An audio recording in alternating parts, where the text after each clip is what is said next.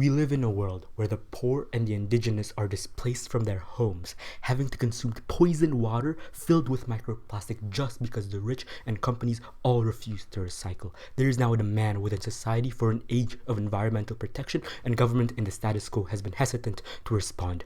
This needs to stop. We believe that government has the moral obligation to protect its most vulnerable, the poor citizens, and its motion is the only way for them to do so. Our stance as government case is clear. We will criminalize individuals and organizations who refuse to recycle. I think the definition of recycling is clear within this motion. It's about processing non-degradable materials such as plastic to be able to be reused for future use. We believe that this is the only way to protect the more vulnerable who are harmed, when thrown away plastics build up in landfills, destroying their homes. That is our goal for government. Before moving to my main arguments, 3 points of framing within my speech. Firstly, 3-part mechanism within government's case. Firstly, we will set up an independent government body to manage recycling and manage what has to be recycled and how it's going to be reused, etc. Secondly, we will criminalize recycling similar to smaller crimes where if you don't recycle, you'll be fined a small amount and it will grow bigger and bigger the moment you redo it to maybe even small jail time. And thirdly, we will create government outreach programs for disenfranchised communities to educate about recycling. Our world will look similarly to how Japan does it. You have registered thrown away trash every time it's picked up. Everything, they're plastic with streamlined systems to support the citizens, etc. Second piece of framing, this debate takes place within the context of a democratic society, where this change within government is a manifestation of the people's voice, and the state has the capabilities to set up more advanced and streamlined recycling system. So opposition cannot talk about how this is against the will of the people or the system of recycling is not ready. We say otherwise. Exactly when the demand becomes higher due to the policy, the supply will match it. It will look like governments wanting corporations to help and private industry to help. But third piece of framing, I can create a one-dimensional speech about the harms of pollution, but both sides will have to agree on this. What this debate then is about is whether or not the restrictions of citizens' rights is okay to be sacrificed for the betterment of society. Recognize opposition cannot win on a purely principled case of preservation of citizens' rights, because by doing so, you can see to all the harms of pollution and you fail as a government, they lose in that case. Before 2 points of argument that I'll bring in my speech then. Firstly, why the government has the moral obligation to restrict these rights as a way to protect its citizens, and secondly, how we can create a much more cleaner environment by changing the decision making of the biggest contributors of pollution themselves, the companies. And lastly, my later speaker will talk about how this will improve environmental rights protections within government. First argument then, why government has their principal obligation of mandating recycling to protect the vulnerable actors. Firstly, the effects of not recycling that has to be contextualized within this case. When someone throws away a piece of plastic, there's 2 possibilities. It goes into landfills or it gets thrown into bodies of water. What happens in this case is the poor people who live in shanties, the villages, will have to be displaced the moment the trash ruins their fertile land. It takes up the space from their homes. They'll have to drink water with microplastic, leading to sicknesses and illnesses, killing their livestock and even fishing, like all of these things that harms the way they live. It's their basic necessities. So exactly when these harms, and which moves me to my first layer, the right to not recycle ought to be taken away the moment when you do this right, it breaches upon others' right. Government has the right to restrict this policy, restrict this because when you don't recycle, you breach the poor's right to live in liberty itself. So it's okay for government to restrict these rights from the citizens, because at the same time, you are preserving a much more important and prioritized right to life and liberty. Secondly, government has the moral obligation to give reparations to the poor. Government must use this policy to give reparations for all the years of suffering the poor has endured.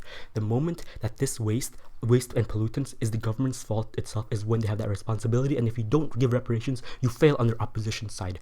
Government has enabled pollution and pollutants to be rampant, and there's a rampant waste disposal by not establishing environmental policies, by turning a blind eye to corporation waste, making the poor suffer, and creating not enough programs for the poor to become richer and get a better life. So even if the rights to life aren't breached, government has the obligation to give reparations to the poor for all the years of wrongdoing they have done. Lastly, even if opposition talks about the preservation of citizens' rights, why is this policy a form of last resort?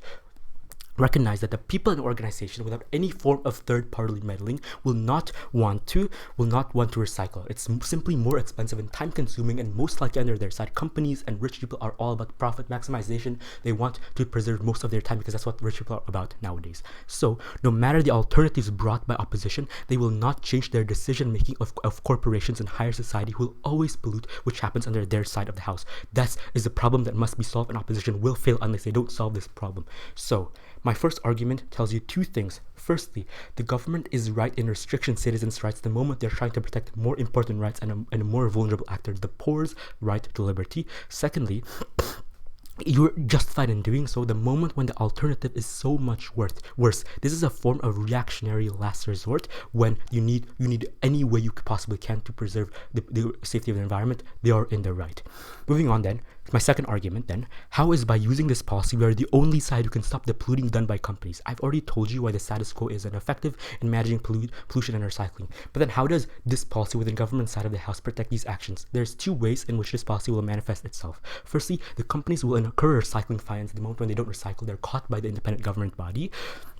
They are fined a higher amount of money than they would have gained from the revenue. For example, when they throw away plastic, when they get that money, the fine they get is much more higher. Secondly, long-term violations results in jail time and lawsuits, which not only delays company revenue because they don't have to deal with buying legal defense lawyers, etc., but they have to deal with public PR damage and be seen in a bad light, which harms their sales. This means then two things. Firstly, it gives companies deterrence to avoid not recycling because they care about their profit. The moment when they're indicted, they lose money from fines and board members will be unhappy. It leads to companies. And secondly, even if the companies somehow get away in court, they still will lose productivity and money due to having to buy lawyers, citizens not liking them, etc. This is what's much more likely to happen under government side of our house. This is likely to result in two things. Firstly, companies will want to start recycling to keep up enough revenue and get more profit because otherwise they would have to suffer. They would have to suffer. The comparative on their opposition side is companies will not have any form of return to stop their pollutions. The moment when they are more incentivized because they will get more profit, they will continue doing so. That's the predatory ways of the companies that's how they work. Secondly, even if the recycling is expensive and there's not enough infrastructure for recycling, the policy will still stand. Companies will be forced to be more incentivized to use, for example, renewable materials like steel or paper to create eco-friendly policies to deal with the government and to get away from these fines and jail time.